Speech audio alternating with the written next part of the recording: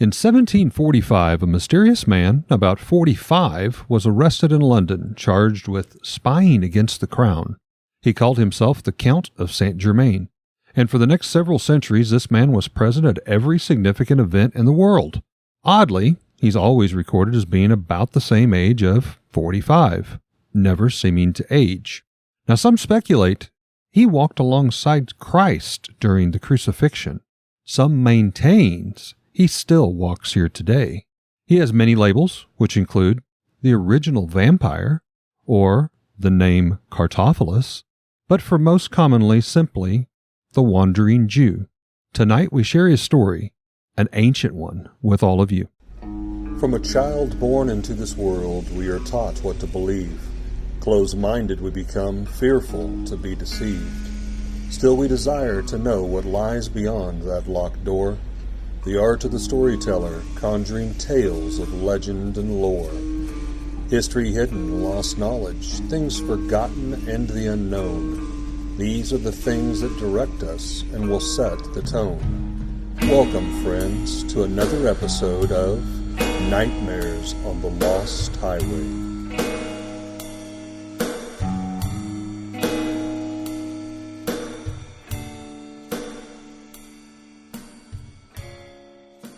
When Eric originally brought this topic up via text message, because the last time we recorded, I didn't think we didn't have any ideas when we walked away. And by the way, it's nice to get together in the recording studio again. It's been a hot minute. It's been a little while, which Eric was, you were visiting family, and I understand that. And I had to help my son get relocated to St. Louis for a little while. And so we had obligations. But we're back now. But when Eric originally brought this story to me, the first thing I said was, well, we can't call it the Wandering Jew. Right. My understanding was I thought that maybe that was offensive. Now, I've done a little research since then, and, if you use Jew in the wrong context, it's meant to be offensive. But correct. I think our usage here when we talk about the Wandering Jew is we are identifying a man of Jewish faith, and this is his story. And so my understanding, and I hope I don't offend anybody, is that we're not being offensive when we use it in that way. That is not our intent whatsoever. The other part of it was I had never heard of this story, and I had no idea what Eric was talking about. And then I did all my research, and then I get here to record the episode, and Eric starts talking about the first vampire and the Count of Saint Germain, and he drew connections I didn't get to. So what we both bring to the table is wildly different today. And again, that's part of the fun of this, because we do not share our research with one another until we gather around the table. That's our gimmick. That's our shtick. That's what makes us different. So again, Eric's going to have, his part, and I'm going to have my part. And I definitely dug deep into the history of this particular topic, which Eric's the history guy. So I don't know why I keep doing history on things. We're like an old married couple. We're starting to trade roles here, I think. But yeah, I did find the story interesting once I started getting into it. And it all starts basically with a man who heckled Jesus at the crucifixion. Now, a lot of people draw comparisons to the story of Cain and Abel here. I found that a lot in my research. When Cain killed his brother Abel, he was stricken with a curse, and his mouth would be filled with ashes and other things. No man could cause him harm. There'd be a mark upon him. If you're familiar with the tabletop role-playing game Vampire the Masquerade, Cain is the first vampire in that story. And the curse that he was cursed with was vampirism. Now, the story here of the Wandering Jew is that he... And I say heckled. I don't know if that'd be the right word. I think it's just as good as any. I think his name was Cartophilus, depending on how you want to pronounce it. I think Cartophilus may have come later. Again, there's a lot of names, and we're going to go into that. But sometimes he was said to be a shoemaker. Sometimes he was a tradesman. One story relates that he was a doorman at the estate of Pontius Pilate. I heard that one. He's been there in history. But according to some sources, the legend stems from Jesus' words given in Matthew 16:28. Verily I say unto you, there be some standing here, which shall not taste of death, till they see the Son of Man coming into his kingdom. Which, basically, there's someone here who's not going to die until I come back. And that would be the man we're talking about today. And in some of those translations, just not trying to interrupt, but kind of interject here, there's some other translations that say, I go now to rest, but you shall never rest again until I return. And this all started, to Bill's point of when he started heckling, we're going to use that word, heckling, I think it fits, when Jesus was dragging his cross through the street and had to stop for a moment and take a breath. And he basically said, hey, you pick up the pace, move along, or something to that degree. There's another belief that he was a disciple whom Jesus loved that would not die, that maybe possibly betrayed him. There's some connections here to Judas at the Last Supper and things like that. Of course, in the early Christian world, this would be denounced in the Gospel of John. And I'm going to read here, John 21, 20 through 23. And Peter, turning about, seeth the disciple following whom Jesus loved, who had also leaned on his breast at the supper, and had said, Lord, which is he who betrayeth thee? And therefore Peter saw him. He said to Jesus, Lord, and what shall he do? Jesus saith to him, If I will that he remain till I come, what is that to thee? Follow thou me. Then this saying went forth among the brethren, that disciple would not die. Yet Jesus had not said to him, he who would not die, If I will that he tarry till I come, what is that to thee? Basically, if this guy lives until I come back, it's not your business.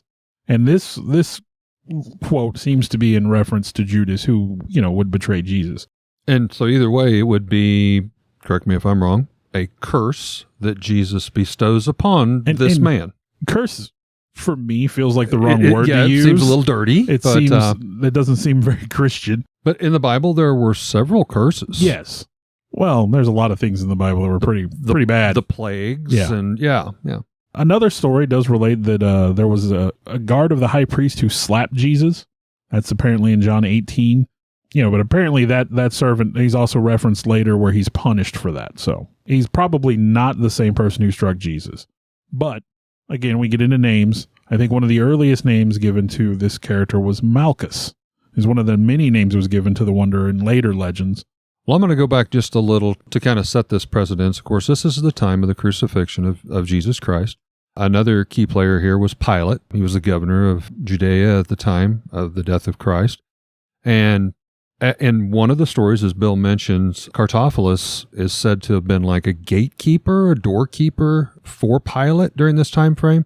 So, and again, it depends on where your sources are at. He could have been a shoemaker, I believe, as Bill referenced. But he was a person of the at least to some degree. He kind of rubbed shoulders with a wealthier people at that time frame, whether it had been Pilate or people that was purchasing wares that he made.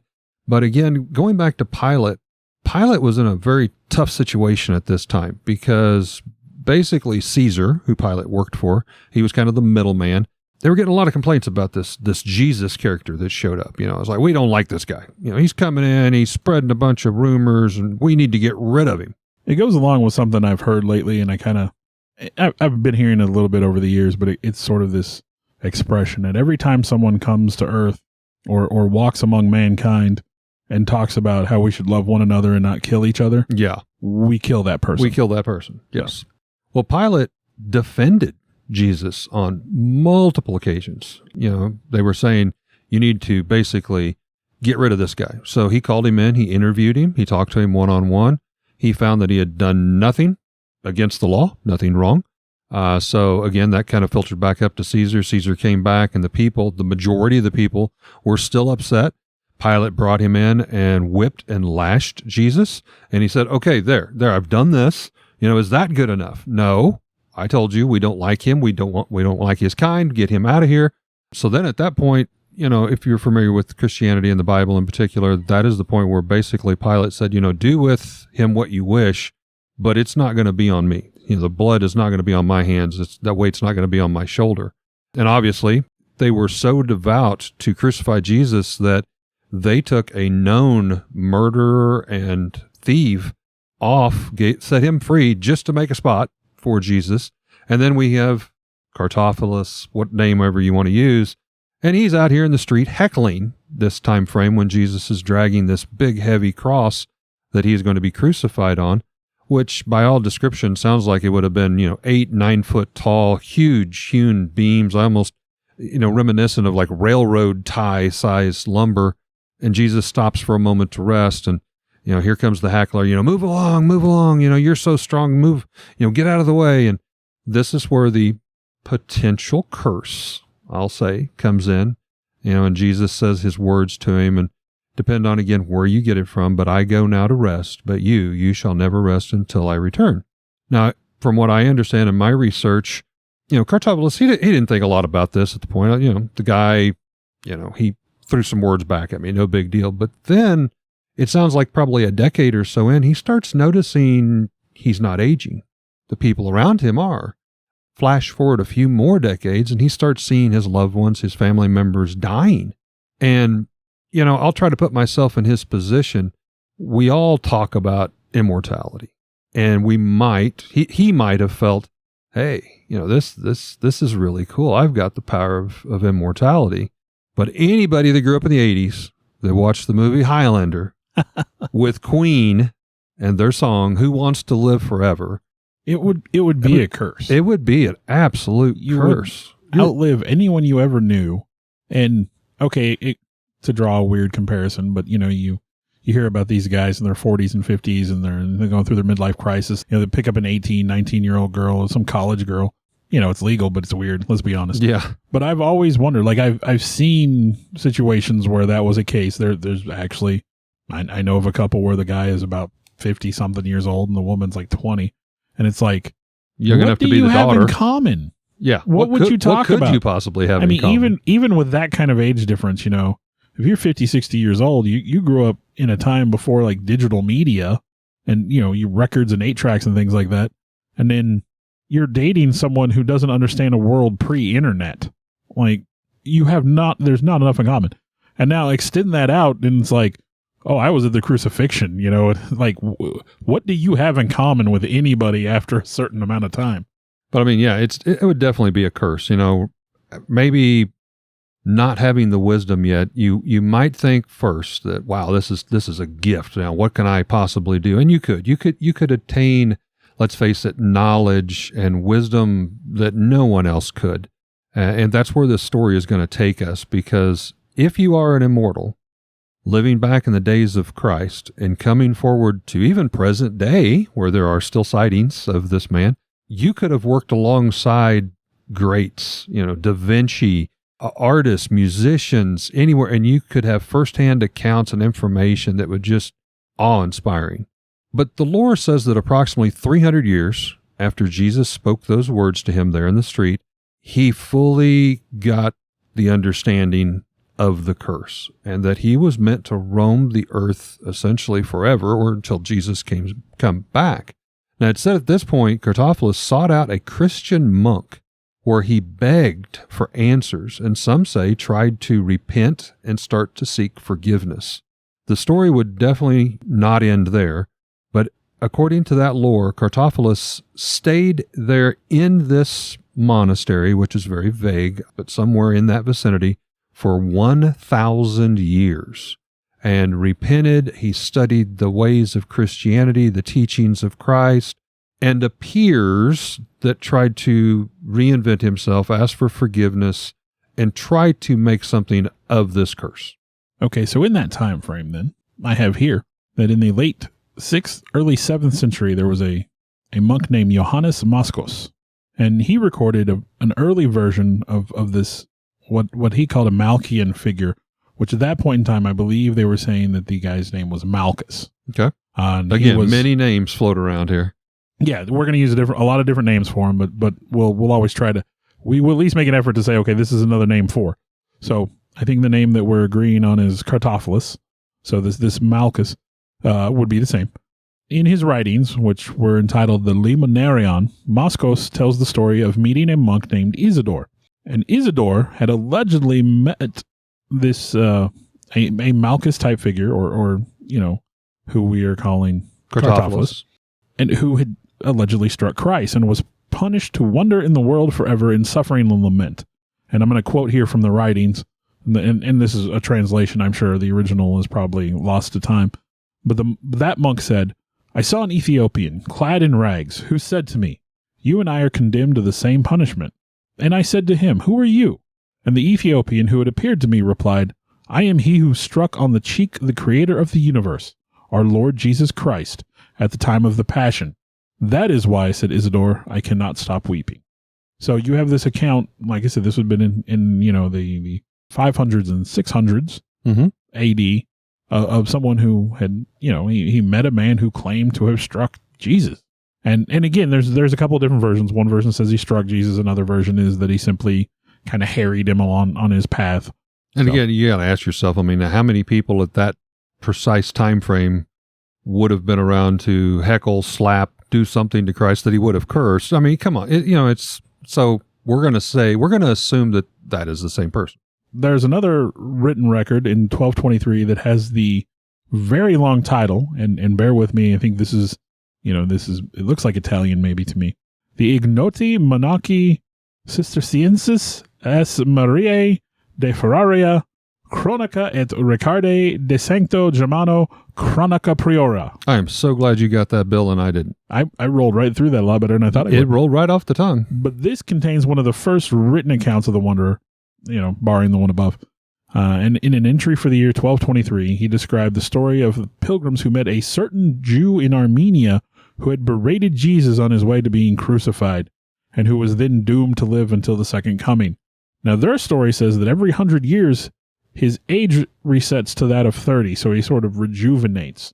Well, and I had read that at that point, let's face it, he's been around this long. You can't just keep living under the same name. You're going to raise suspicions even back in that time frame. And age-wise, if you continued to age normally, eventually there wouldn't be. Yeah.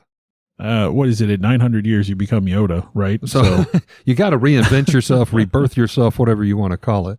There's another version of the story that is related in the Flores Historiarium by Roger of Wendover around the year 1228. And I think you had more on that. Well, I had in 1228, very similar to the one that you just shared. This was a story that was kind of considered a myth or a legend brought back from the great crusades of a cursed Jew.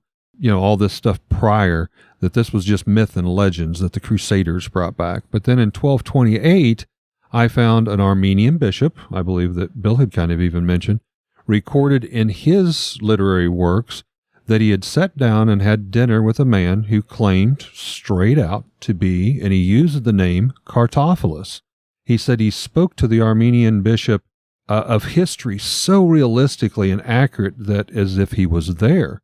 The Armenian bishop, of course, questioned him because, he was describing smells, sounds, and things that you normally do not have in history books. And that's when he said, well, I am Cartophilus. I am the man that approached Jesus in the street. I was there. Now, at that time, it's my understanding he was going by the name of Joseph. And I believe even the title of the book. The book states that. Yeah, under the title of the Jew Joseph, who is still alive, awaiting the last coming of Christ, would be the title. And yeah, he talked to him, and he said his name was Cartophilus. He was a Jewish shoemaker. So essentially, he's admitting there, I am Joseph, or Joseph today, I am really Cartophilus. Now, the name Cartophilus, we'll dig into that a little bit right here, can be divided into the words kartos and philos from its original language, which can be roughly translated as dearly and loved. So that's connected to the legend of the disciple whom Jesus loved. And I believe in this story, he did claim to be Pontius Pilate's doorkeeper, and that he had struck Jesus on his way to Calvary and said to him while carrying his cross, "Go on quicker, Jesus, go on quicker. Why dost thou loiter?" Which is sort of a variation of what you said earlier. Mm-hmm. And to which Jesus replied with a stern countenance, it is said, that he replied along the lines of, "I go, but thou shalt wait till I come." The bishop there, he stated that Cartophilus had converted to Christianity and was baptized as Joseph, and that he had spent his days wandering and proselytizing and leading a hermit's life. And that's just one story. Now, there are claims of sightings of the Wanderer throughout Europe that they continue on for years. I mean, all the way up until basically modern day. So the legend became more popular after it appeared in a 17th century pamphlet of 4 leaves, which, the little fold-over pages in the pamphlet, entitled Short Description and Tale of a Jew with the name Ahasuerus. So there's yet another name, this Ahasuerus.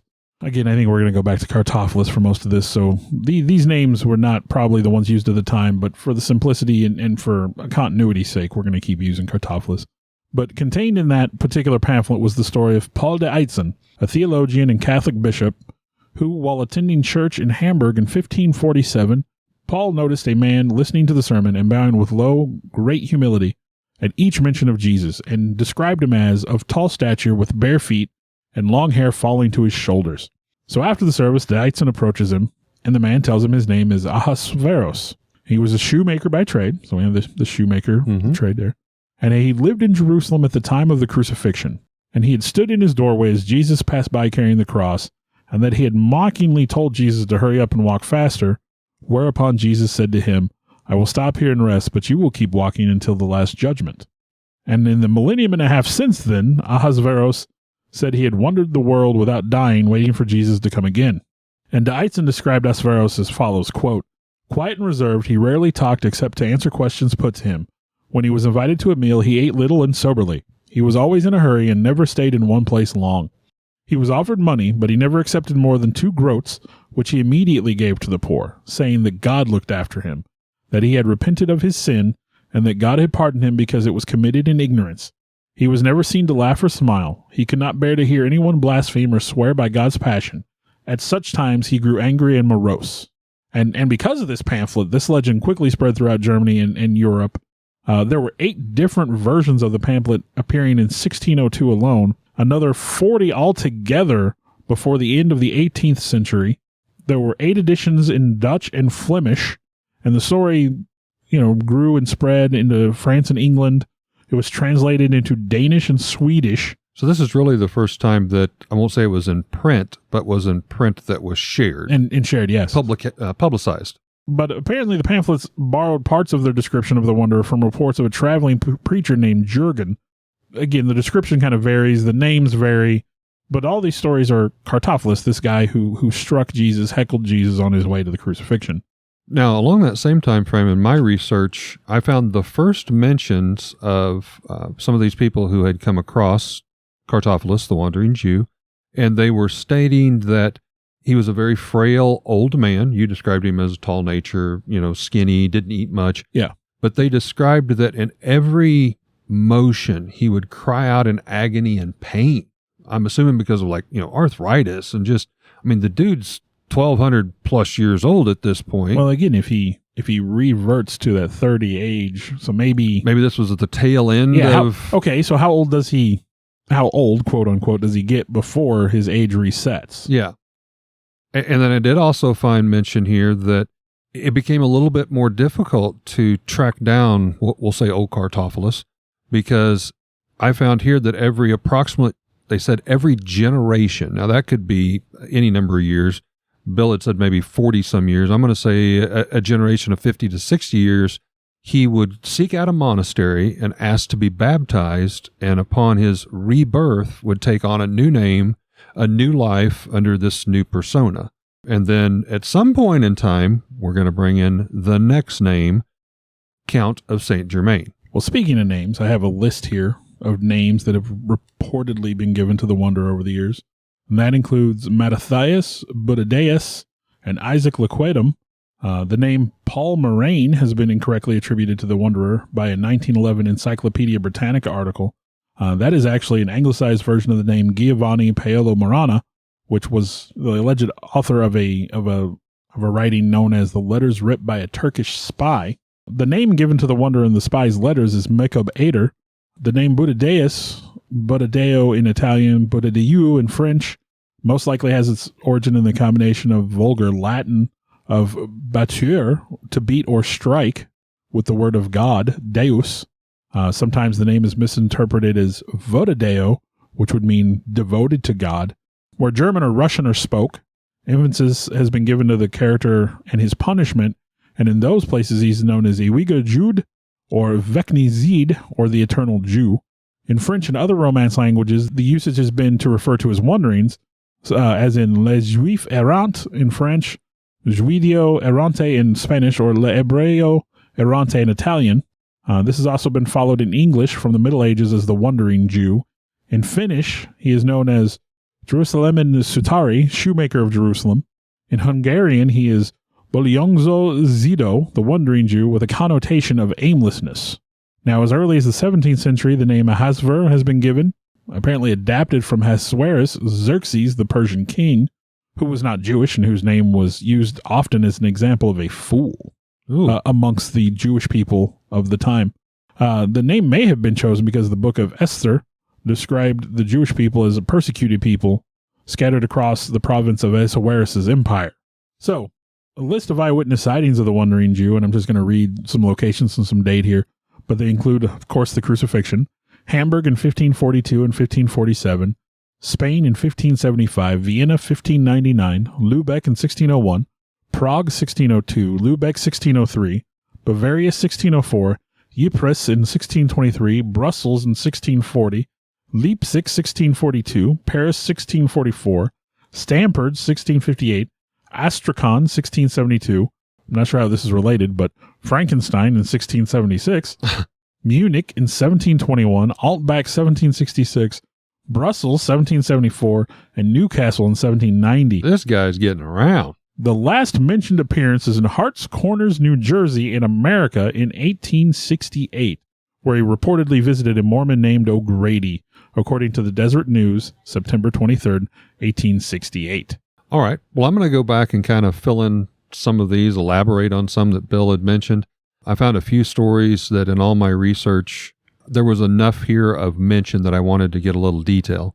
And I will say in doing the research, there are a lot of places, where he showed up, but there's just not a lot, that was there. He seemed to be, as I had said in the opening, he appears like at any major event, a war, almost there. He is said to kind of be a peacemaker. He tries to get people to get along, to try to help, which kind of goes back to the story part of he's repented of his sins and he's trying to make something of himself even under this curse of Christ. One in particular is in London, England, about 1745. During this time in England's grim history, the Jacobites in England were at war. There was an invasion. People were being arrested simply for being foreign. I mean, literally, the prisons and jail cells were full beyond capacity. Hundreds were being killed within only a few months. Just clean out the prisons and the jail cells. I can't believe that people would be persecuted simply by not being from a country. By not being from the country, exactly.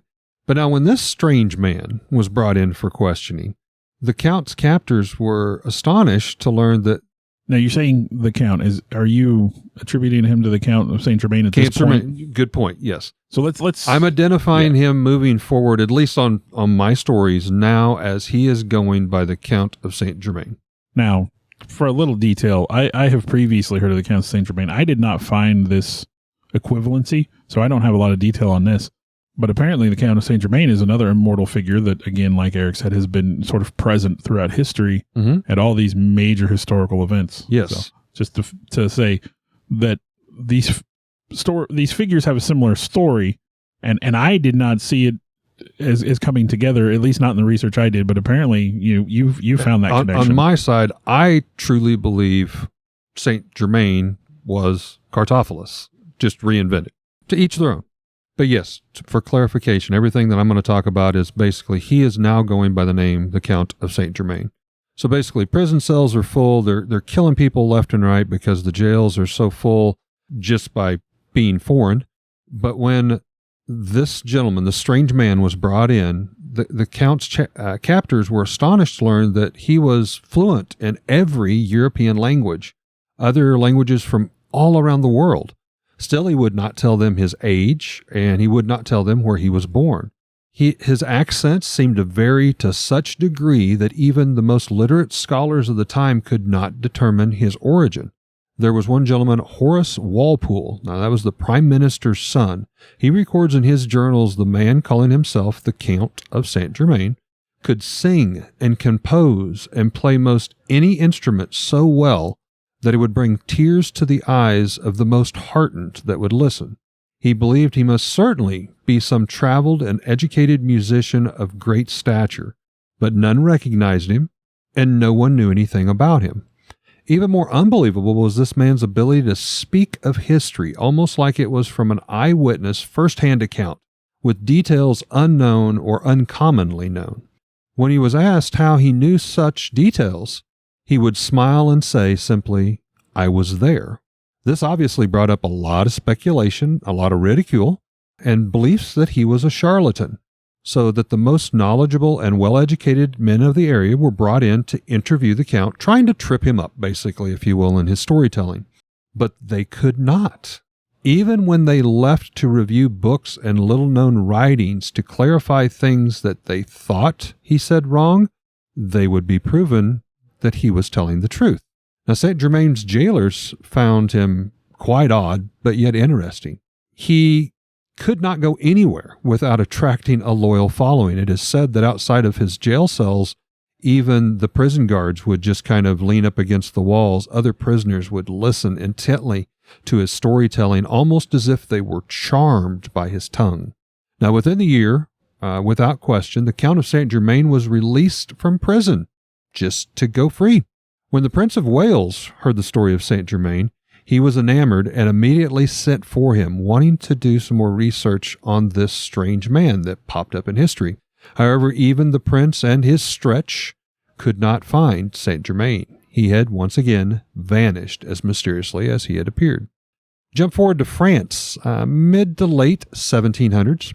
A man appears in France from, again, nowhere, dressed simply yet sophisticatedly in an all-black outfit, a suit. He adorned every finger with lavish rings and jewels. He wore diamonds from head to toe, it was explained, and even had jewels on the buckles of his shoes and his belt. He appeared to be about 45 years old, and he called himself the Count of St. Germain. Now, I believe the Count of St. Germain always appears to be about the same age when people see him. 45 seems to be the age. That kind of, where with your stories overrides the resetting. Yes. So, yeah, maybe something changed here. I don't know. But when the Count of St. Germain arrived in Paris, he was obviously a man of significant means. He was very charismatic, leading people into conversations and then basically awestruck at his, essentially I'm going to describe him as the best storyteller of all times. While almost nothing was known of him, he became the most sought-after guest to invite to every social promenade and event.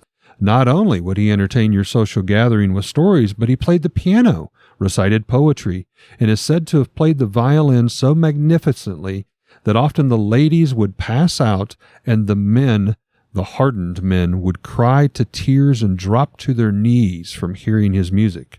Some speculated he must surely have trained alongside the great musicians of the time. He could mix and mingle with ease no matter what the nationality, as the Count of St. Germain could fluently speak French, English, Dutch, Russian, German, Spanish, Portuguese, Italian, Polish, Greek, Sanskrit, Chinese, Ancient Greek, Arabic, and even Latin. And each of those languages, most of those languages were mentioned in the different places where the Cartophilus was allegedly cited. Yes. Just about. I mean, Portuguese and Chinese notwithstanding.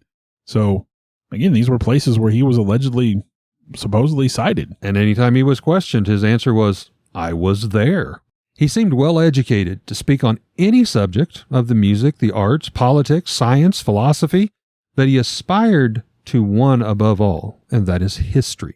He told stories about famous people in history as if he was there with them, such as King Henry VIII, Neo, Cleopatra, and other historical figures.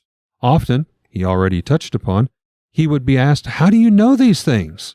And he would boldly report, without canter, "Because I was there."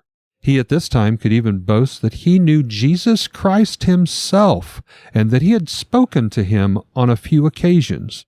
This would mean that he would be well over 1,400 years plus old. So many begin to shun him with disbelief. Now it seems St. Germain spent a few years there in the Paris area, long enough to share some other skills he stated to have learned with his long life, including alchemy. For you see, the Count of St. Germain, or Cartophilus, stated he had even created the Philosopher's Stone, which we will address in another upcoming podcast episode. But in simplest of definitions, the Philosopher's Stone turned any metal it touched into gold. He went on to boast that while it took him several decades to create, he also created an elixir of life, impressing even the famous Voltaire of the time. These recordings seem to add even more defining facts to possibly how this man could have lived over 1,000 years. Sounds pretty hard to believe, right? I mean, come on. Most of this information is only collected by first-hand stories and as it is recorded. For someone to say, to come forward, everyone's dead and gone. There was nobody that could identify him. For some to believe such tales and the meanderings of this old man, it was going to take something much more from that. It was going to take someone that could identify him. And thank goodness there was just that person. On one evening, the Count of Saint-Germain was mingling with the high elite class in Paris, and there came a call from an aged Countess von Gregory from across the room. She believed she recognized the man from a meeting in Venice in 1710, about 50 years prior. The Countess asked Saint-Germain if possibly he had a father or a grandfather living in Venice or staying there at that time. Seeming a bit confused herself, he addressed her with a curtsy bow, holding her hand, and simply said, "Alas, it was I that courted you then." The Countess stated to the elite, who gathered now around them, "I swear to you this man was about 45 years in 1710, and today the same age, or to Bill's point, if anything possibly a bit younger." He addressed her once again, "Madam, I am very old." And to help prove this case, he began to describe to her things of that evening in 1710, 50 years prior, down to the details of the food and drink that was served, the conversations and side discussions that were held, only known by a handful. She blushed and nearly passed out hearing these private matters. Now this story made its way back to King Louis at the time, who found them very intriguing, yet did not pay them a tremendous amount of concern. But that was until in later months he heard that this strange man had demonstrated his adept skills of removing flaws and cracks from jewels and in particularly diamonds. Over time, he also learned that this man possessed something to be able to turn metal into gold. What king would not be interested in such a catch? It was at this time King Louis immediately sent out for the Count of Saint-Germain and invited him to the palace of Versailles, to which Saint-Germain eagerly accepted. When he arrived, he was an instant hit. He found favor with the king as well as many of the others. Casanova himself writes of his own encounter with Saint-Germain. He quotes, "He was a scholar, a linguist, musician, and a chemist, and as a conversationalist, he could not be equaled." Casanova went on later in remembering that he had never seen Saint-Germain actually eat or drink at any event, with the exception of a little bit of mineral water or a sip of herbal tea. Now, during his visit, Saint-Germain brought with him cases and vials and elixirs and potions and stones and supplies of all manners that he used for his alchemy. He was noted to have made makeup for the ladies of the court, whom all swore made them look younger, much like the chemist creator himself. He offered the king a new discovery that he had just made, to permanently dye fabrics and silks at the time with a new bold colors that would never wash out or fade. But these were not the gifts the king desired. He wanted to know more about the count's abilities with precious stones and gold.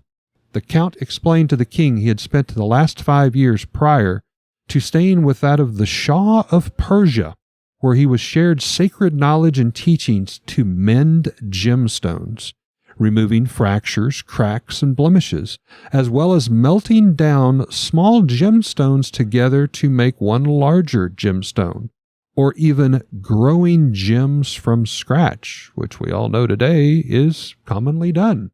Many gemstones are grown in the lab. The king seemed to scoff at the count's bragging. However, the count replies, "Your Majesty, I have witnessed Christ turn water into wine. Diamonds are a bit trifle." King Louis, intrigued, proposed a test. He had his men bring him a diamond that was valued at 6,000 francs, one with blemishes and cracks. Now, the king's gemologist told him that without these inclusions that the gem would surely be worth 9,000 to 10,000 more. So the king proposed the test and give this gemstone to the Count of Saint-Germain. He eagerly took it and said, "King, I promise I will return within a month, and I will bring you this exact gem without the flaws and blemishes," and which he did. King Louis's gem experts examined the returned Diamond for some time not finding any sign of any flaw, and now valued it at nearly 10,000 francs in its restored condition. The king was so impressed, to say the least. He immediately granted Saint Germain his own building, equipment, as well as servants, and set up his own laboratory on site. For the next several years, the Count of Saint Germain was a permanent fixture at the Palace of Versailles, spending every day toiling in his private labs, and every evening mixing and mingling with the ladies of the court, until one day, when King Louis went to see his friend the Count, only yet again to find he had vanished without a trace. Now he reappears several times. During the late 1700s, after disappearing from King Louis in the Palace of Versailles, he would reappear all across the area. He was seen by Sir Robert Clive in India. He was said to be present at the Hague, trying to broker peace between Prussia and Austria, most noticeably to a man by the name of Anton Mesmer, namesake relations to the creator of mesmerizing while he was a young physicist in Germany. Mesmer dictated that the Count of Saint Germain was most knowledgeable in the mind and human brain, stating he had vast understanding of both. Mesmer gives actual credit to Saint Germain for teaching him the art of mesmerizing, from where one enters almost a hypnotic trance, and with the powers of suggestion. Now, in the opening, I had mentioned the first vampire myth, lore and legend, and it goes without saying that this tale seems to pop up from time to time, each claiming different origins. However, that is one of the ones that drew me to this as a podcast episode. And with a little bit of an open mind, I think you can understand. Number one, vampires are immortal, i.e. the elixir of life, alchemists, the teachings. We have Saint Germain, who is an immortal. Number two, vampires seek blood to help preserve and feed them. Blood is considered essential and, as some believe, helps maintain healing and even youth. To an alchemist, blood is the foundation of many things. Number three, vampires cannot go into the sunlight. Jesus, as we know, suffered on the cross as he hung there for several days and eventually died at sunrise, which you see in all the movies and everything, that at sunrise the vampires cannot handle that. Number four, silver can harm vampires, and it is said in lore that Cartaphilus and even Judas of Iscariot both possibly took silver coins as bribes and payment for turning on Jesus, having now a negative effect upon them. Number five, mesmerizing or charms, a power that vampires are said to possess to enable them to bend the will of man or woman. And, I talked about this with his ability as charismatic charm to be able to lure people into conversations, getting them to believe him. Now, more sightings on into the late 1700s. The Count was in Russia. It is said that he helped bring Catherine the Great to the throne. He was in Holland to help end the 7-Year War. He even returned to the aging Casanova in Paris years later, where, according to Casanova's own memoirs, the Count changed out a pocket coin that he was carrying into a solid gold token and gave it to him as a parting gift. In all of these many sightings, always the Count seemed to appear as a man in his 40s to 45 and never aging. Now, after the death of King Louis XV, the Count is said to have returned to the Palace of Versailles once again, where he warned King Louis XVI and Marie Antoinette of the coming of the Revolution, and he warned them of a giant conspiracy that would disrupt the entire nation, and that the king was in danger. Now, the young couple did dismiss his advice and future warning at the time. However, recorded in Marie Antoinette's own memoirs, she stated she wishes they would have taken these warnings more seriously. Back in the summer of 1776, here in good old United States, the Second Continental Congress gathered in Philadelphia to sign the Declaration of Independence. But the meeting wasn't going so well, as some of our founding forefathers were very fearful of going to war with England, the most powerful country in the world, when a booming voice spoke up from the back of the room, giving an uplifting message of hope with courage, commitment, and freedom. So inspired by hearing these words, there was a rush from all around the room to jump into action, and they began to sign their names on the contract of treason with England. After the signing, several of the men sought and looked up to try to thank the man for his words of wisdom. But alas, he was gone and vanished without a trace, even though the doors were guarded and locked with no one coming in or leaving during the time. 1779, the Count of Saint Germain is said to have befriended Prince Charles of Germany, He spent the next 5 years as a guest there in the prince's castle.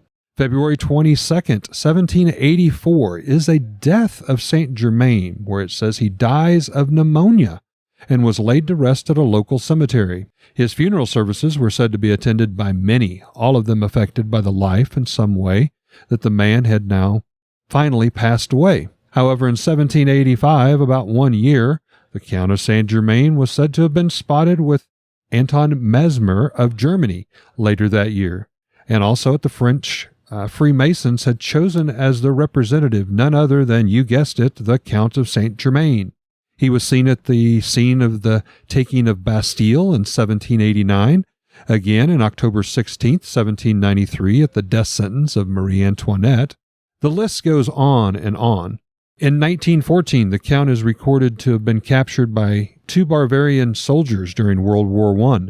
They stated he spoke many languages, but refused to tell them where he was from. He did, however, tell them that this war would end in 4 years by 1918. The soldiers thought he was crazy, but allowed him to ramble on.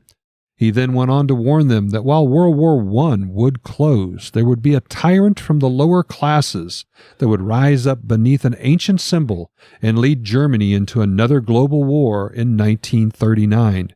He said Germany would be defeated in 6 years, but not before they did despicable atrocities of violence to their fellow man. The soldiers were so terrified in their demeanor and the words spoken that they released the man and told him to please leave. 1930, Guy Ballard is said to have met the Count of Saint Germain on Mount Shasta in California.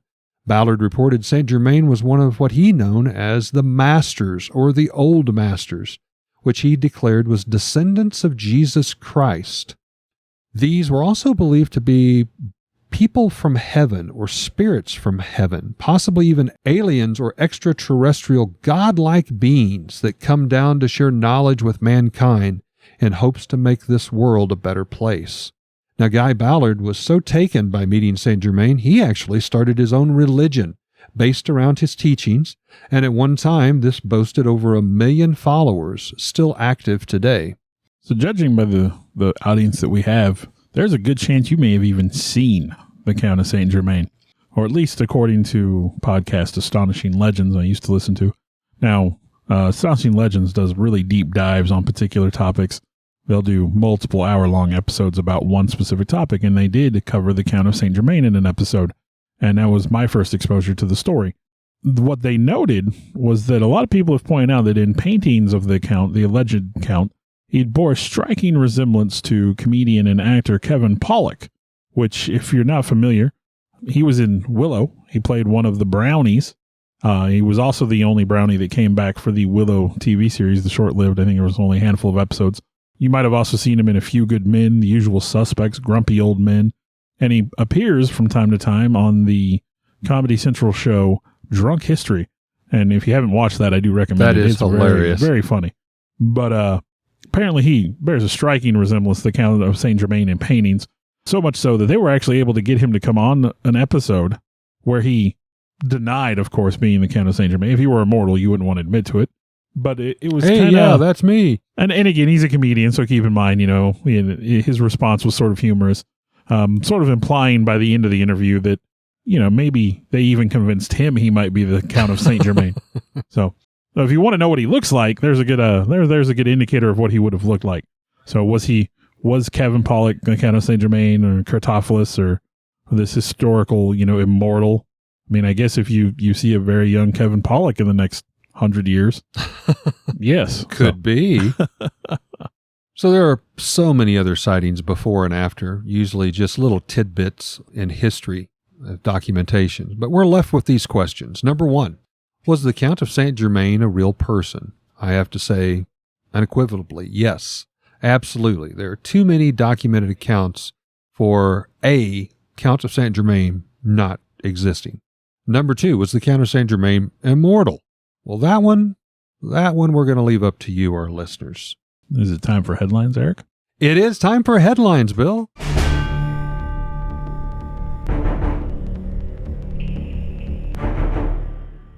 So from one type of immortal to another, I have my headline is from the Daily Star, September 22nd, 2022, with the headline, Humans Could Become Immortal Thanks to a Breakthrough in Unique Jellyfish Science, by Adam Kyler. I'm not sure how you say that. But the secret to immortality could be closer than we think. A team of scientists from the Department of Biochemistry and Molecular Biology at the University of Oviedo in Spain have been studying one of the only creatures on the planet that comes as close as possible to being called immortal.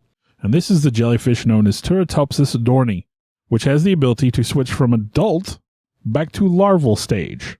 So it can just essentially reverse its aging, just start over. Very similar to Cartophilus here. While not strictly unkillable, since it could contract disease or be eaten or destroyed in some way, it does retain the ability to reverse its aging and actually could choose to live for as long as it wanted to. Now, scientists have taken the immortal jellyfish and compared it to an almost exact cousin that lacks this immortality, and they have found and isolated that little part of the DNA code that allows it to do this miraculous resetting. On top of that, they've also been able to find parts of DNA that are similar to those in humans and potentially integrate that little DNA code into human DNA. Mad scientist laboratory here. Could be potentially used to reverse aging or maybe even just cure diseases that we currently don't have any cures for. That would be good stuff. Well, I wanted to do my headlines on something that kind of bothered me as I was doing the research. I'll be straight up honest. But then when I mentioned the word of Jesus cursing, I noticed my counterpart, good friend Bill's eyebrow raised a little bit, and he kind of spasticed a little bit. Curses, in the Bible, you think about, oh, that doesn't go hand in hand. And I know when I was doing my notes, it stopped me. But quite honestly, curses in the Bible are a very real thing. There were curses, there were plagues, there were obviously the opposite, there were blessings. There are 3 types of curses, according to Wikipedia. One is a generational curse, and that would be simply somebody did something so bad that the curse applied beyond them to their descendants.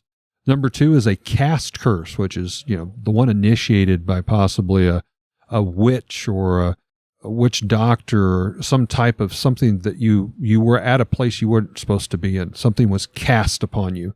And third would be an earned curse, which I thought was a very weird terminology, but it would, I guess in my best explanation would be something where you knew better, but you put yourself in this situation to do something, and therefore this curse was bestowed upon you and you earned it.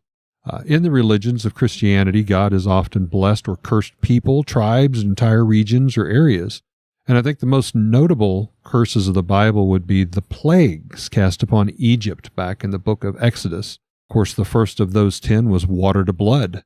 The second was it rained frogs. The third was gnats and lice afflicting the people and animals. Fourth was the surge of flies that came in. 5, sick cattle, which obviously would affect by all those before them, why we might have sick cattle. 6, the boils that broke out on the skins of all the people of Egypt. 7, hail. Obviously we have hail today, but from what I understand, hail the size of softballs or bowling balls. And then as Bill and I were talking, hail in Egypt. I don't know if that would have been a real common thing at that time frame. I mean, I could be wrong, but I'm not familiar with Egyptian weather either, so. We have 8, the plagues of locusts that took out the crops in the field and of course affected all the feed that they would have for their cattle and livestock. Then we had number 9, darkness, which we would account more for like an eclipse of the sun, but casting darkness upon the earth for many days. And then 10, the last part, is the death of the firstborn of all the houses of Egypt. So it's really not that hard to believe the curses of the Bible. However, when you put those words together, sometimes it does kind of take us back. So I decided I was just going to touch upon that as our headline. All right. We hope that you have enjoyed yet another podcast, whether you call him the Wandering Jew, Cartophilus, or the Count of Saint Germain. He seems to have many, many names. And as Bill has brought out, maybe keep your eye open. You may have even rubbed shoulders with Saint Germain in some way or saw him on the big screen. Regardless, thanks for listening, folks. So, What if we just call it the Count of Saint Germain? I'm fine with that. And then the Wandering Jew is part of that story. Yeah. Which, to be fair, if I had known that was the route we were going to go, I would have done more research on Count of Saint Germain instead of just the Wandering Jew. But we can Sometimes do both. that bites us in the butt. We can kind of split the difference. I did my part, and you did your part, and you went a different route. There's a lot more to the Saint Germain story, and if you have more on that, then we can kind of fill in the gaps. So, that being said, okay, hang on a minute. My notes got. I rearranged them a little bit last night, and I think I got them slightly out of order. It happens. Okay. I want to take a time to thank the people that helped bring this all together. Alex Tudor, you can almost call him our producer at this point. Sarah Tudor, who also helps with some of the technical stuff. I want to take a moment to extend thanks to Eric for letting us use his space to record in, kind of our makeshift studio. I, in turn, would like to thank Bill for, one, putting up with me and using this camaraderie to do something we both very much love and enjoy doing, and thank Bill's family for allowing him to spend all the time to work and clean up our recordings and present them in what you hear in the final terms, the final edition, if you will. And I'd like to thank all of you for continuing to listen. I know we've got some loyal followers out there. We do this as a labor of love, but we're happy that there are people that enjoy it hopefully as much as we do. Thank you very much.